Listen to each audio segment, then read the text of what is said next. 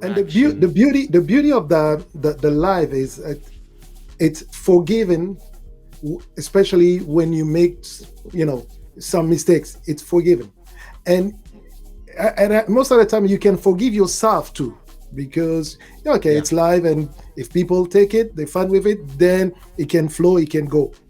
But when you do the taping, you like to be kind of almost perfect. perfect. And you redo things, you re-upload that, oh no, I have to. And it's something that my wife, for example, who's Hmm. used to doing her perfect photos, when she record herself in video, she's gonna always be, if she's recording herself Hmm. from her phone, she doesn't have Hmm. that problem. But if I'm behind the camera, all of a sudden she's gonna be like, oh, wait, I'll do it again. Wait, oh, Hmm. damn, I do the mistake on that word, and I'm like, it's fine, it's okay. Hmm. You can be natural, and it's the live shows that Hmm. gave me this, Confidence. liberated me from that. Yeah, the live Hmm. shows give you that confidence, because you look at every live show, sometimes you look fat, sometimes you have a big bird, sometimes you look tired, sometimes Hmm. you all these things, you can see them, but then it's the real you. Hmm. and and it's interestingly, even in terms of style, I'm a person that don't really care about the way I dress. I don't It's not the most important thing for me. A t-shirt and a jean, I'm fine. Hmm. But the live shows kind of make me go through my wardrobe and my t-shirts, and I'm starting to realizing that, yo, it's been 100 and something episodes. I wore everything maybe 2 times already, and you start to say to yourself, hey, maybe if I Yeah. had a sponsor, Hmm. or a brand that would send me stuff, it might be a great way to cross promote and even to pay the show. But Right. it's interesting where you start realizing how the live show just changes you, and even your ability to speak, your ability to improvise, your ability to, even when you have conversation, it Hmm. just gives you this feeling of, yeah, you're just floating on words, like, Right. because if you have to fill a 3 hour shows twice a week, Hmm. you need to be able to be some, I mean, some people just do 1 hour, Right. but I always try to do only an hour and a half, Hmm. and I always end up going over 3 hours. I cannot explain how. Uh, Like, when we talk and we say we have to do a show about live streaming, hmm. we ended up doing an hour and a half about going back to Congo. So Right. that's the beauty of the live stream, is that, Exactly. and the comments I hear, the comments can take you somewhere else. So that's Right. that's that's great. Hmm. What's the easiest tool for video editing on PC and Mac or phone? Okay. I'll say free. Free. You have for PC or Mac. It's DaVinci Resolve. DaVinci Resolve works both Mac and PC, and it's free. What? Wait, It, you're gonna have to do a long answer. I'm going to pee. okay, no problem. So Master Electronics. So DaVinci Resolve, it's really good quality, because DaVinci Resolve is actually they focusing more on the hardware, but they actually they started with the software. It's one of they make a color grading software that is used by Hollywood studios, and from that they also got into the hardware, cameras and mixers and things like that. Termini Pro, Blackmagic, it's the same brand. It's from Blackmagic. So DaVinci Resolve, you can use it for Mac computers or even for Windows. Now on the phones, there are a couple of them. One of them is Prism Live Studio that we mentioned. It has some limitations, but it's good. You can do a lot with that. And also one that I've just found, I found out a couple months ago. It's called CapCut, CapCut, and it is really really amazing. It's free. You can install it on your iPhone, on your Android, free, and you can actually add music. You can add uh, more. You can add graphic element like the logo that the Shadowware logo. You can put all these things on the CapCut, and it's good. And one thing they've just updated from the CapCut is the removing the audio. It's something that may not matter for some of you right now, but for people who have been in the editing business, they know how valuable sometimes you need to detach the audio from the video. Why? Because sometimes you had for some reason there was a synchronization issue. So by detaching the audio from the video, you can move the audio to match the lips, so that it's synchronized and the image is right. So that's something you can achieve with CapCut right now.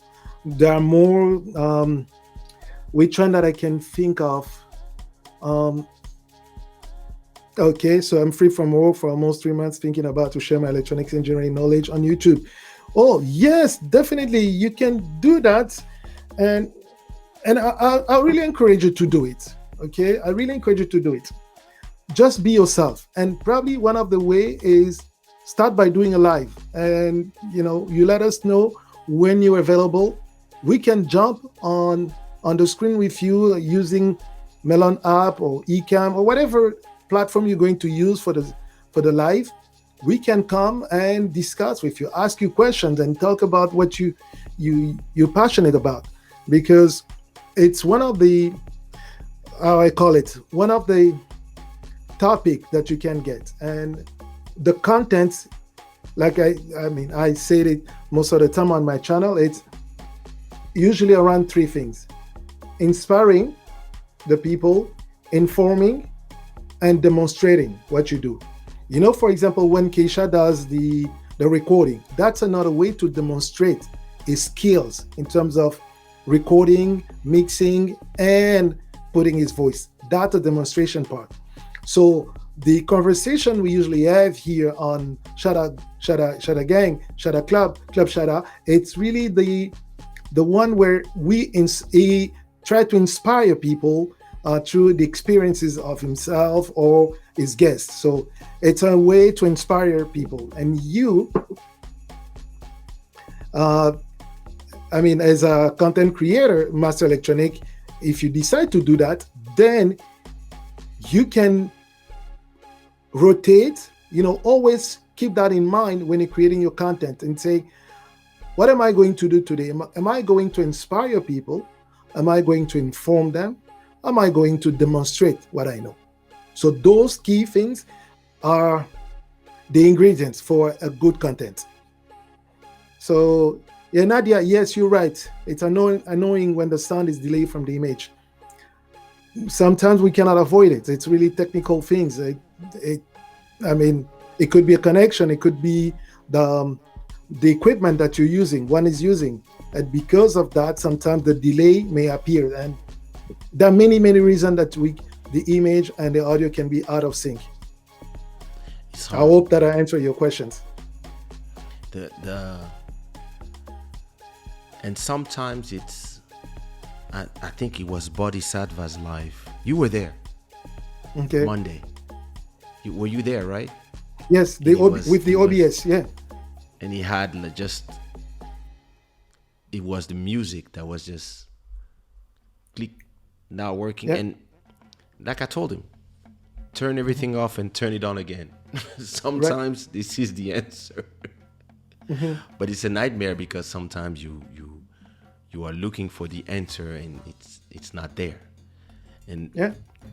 I remember when I started doing the live streams, for example, I see myself on my screen here. That's why I'm always looking, because I could be looking at the camera or looking at my screen. But I tend to look at my screen because at the same time I'm having a conversation, but at the same time I'm making sure that the image is right. There's no problem with the overlays, how long I've been here, how many people are watching, how many likes. I can see the comments showing up. And at the same time, on the other side, I'm watching at all the YouTube information, if the stream is going good, etc., etc. But if you have to understand is that I see myself here. I have one screen showing me.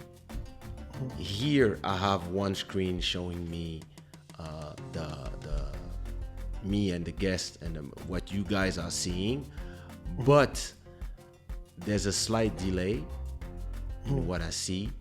Plus I have another one that is showing me. Plus I see myself on the YouTube one with the super chats and etc., etc. Plus I see the real thing that people are watching in delay on the iPad. Here I'm seeing another version of everything, and so when I'm alone like this, when I'm alone like this, I'm kind of not really looking at it, but I'm still in the screen. I'm still seeing more or less what's going on in the iPad. For example, if there's a comment that is hidden, that in moderation, or if there's a super chat that is about to come, or those things. So you are controlling so many things at the same time when you are doing a live stream. It is true that it's great to have somebody in the back that is taking care of all of this, but knowing myself,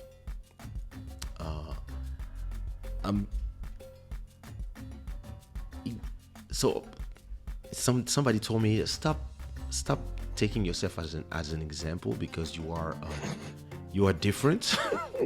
You are kind of a different being, like you like five people in the same person. Or maybe it's just a control freak thing. I think I would have a hard time doing my show and not controlling every aspect of it by myself. Having hands-on is the same thing as when I do a show with when I go to a studio and have an engineer. It takes too much time for him to understand what I need, when if I have my microphone here plus my screen here, I'm recording, singing, clicking, mixing, moving stuff at the same time as I'm doing it.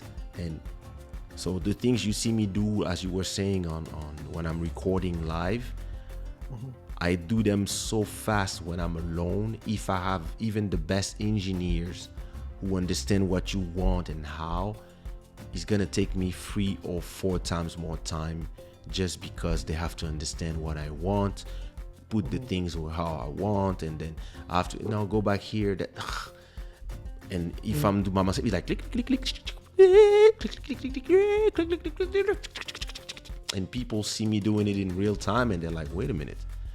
Moto told me one day, you make it look so easy.